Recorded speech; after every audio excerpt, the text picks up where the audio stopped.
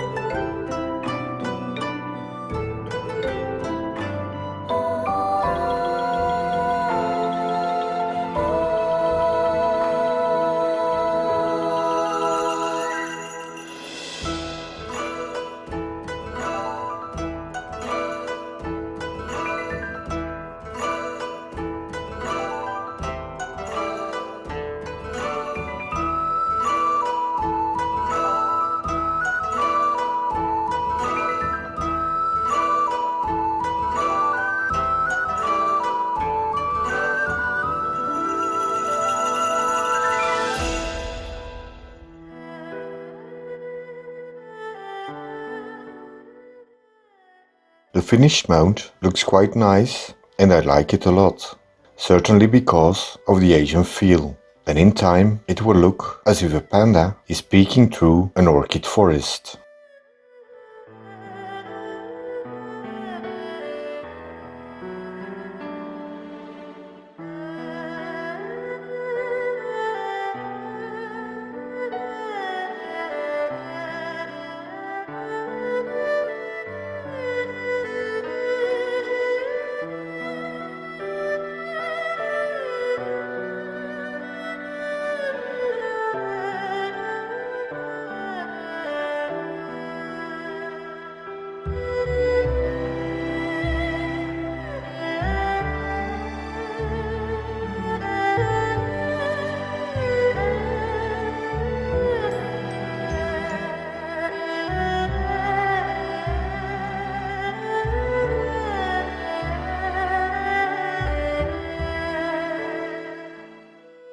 Hope you enjoyed watching this possibly weird way of mounting orchids, but I find pleasure in it, and I hope to see you next time.